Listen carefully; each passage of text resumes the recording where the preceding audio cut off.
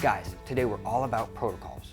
Protocols are guidelines you should observe to build your academic integrity, help your fellow classmates, and get the most out of your online course. We're going to start with the easy ones, stuff we've been telling you since you were in grade school. But it's still important, especially in the virtual classroom. 1. Beware of assignment due dates. Late work may not be accepted and could lower your grade. 2. Keep up with your readings, and there's going to be a lot. You'll be ahead of the game. 3. Beware of quiz dates. They count for a lot, and you may not be able to retake them. 4. You'll get graded on collaboration, participation, so make every effort to work efficiently with others in your group. Roger that, Fierce. Now we'll address email protocols. Very important, as emails are an essential tool in online learning. 1. Check your email at least 2 times a week, better yet more. Many communications from your instructor and classmates will be delivered that way. 2. Be patient. Allow a reasonable time to get a reply. 3. Always include subject line headings that are descriptive to your assignment or topic.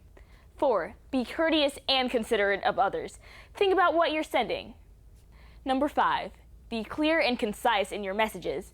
Remember, no one can see your facial expression or hear your tone of voice in an email like they would in face-to-face communication. You have to convey that in your writing. 6. Watch using all caps. It's the same as shouting, and I think it's just rude. Here's a cool tip. Compose every communication, whether it's an essay, email, or discussion thread, in your word processor, then cut and paste it onto your message. Control-C and Control-V are your friends. Get to know them. This will really help with your punctuation and grammar. 7. If you have large blocks of text, break them up into paragraphs and insert a space between them. 8. Watch use of texting language. Many instructors won't allow it. 9. Sign your email. Be proud of your work. And 10. Remember, others may be able to read or access your email. Never send anything you wouldn't want to see on the evening news. Thanks, Gianna. Many of those rules that Gianna just talked about also apply to discussion group postings. Here's some more. 1. There are deadlines for posting and replying for each discussion assignment. Check your discussions multiple times during the week. 2. To send a personal message to an instructor or a classmate, use a direct email to that person, not the discussion group. 3. Use the appropriate discussion topic. 4. Regular and meaningful postings will be part of your grade, so participate, sound off, make yourself heard. 5. Express yourself, but also be courteous and considerate and respectful of others, just like you would in the classroom. We call this netiquette. If you disagree on something, support your viewpoints with data and evidence. 6. If you're replying to someone else's posting, use the reply button, not the compose. Your reader will know what you're responding to. 7. Do not use postings such as, I agree, or I don't know either, or who cares? Lame, takes up space, and you probably won't get credit for it. 8. If you need technical assistance, use the technical discussion topic.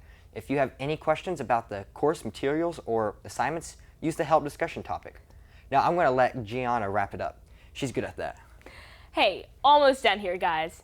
I mentioned before the need to express your emotions through your writing, since you won't be face-to-face most of the time.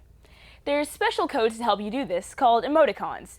These are symbols, abbreviations, and single words which help you personally stamp your message with the desired emotions. New ones are being invented all the time, but here's some favorites that you might already know. LOL, laugh out loud, really funny. ROFL, rolling on the floor laughing, really, really funny. BTW, by the way. Grin, I'm smiling as I write this. FYI, for your info. Feel free to use them, but keep this in mind.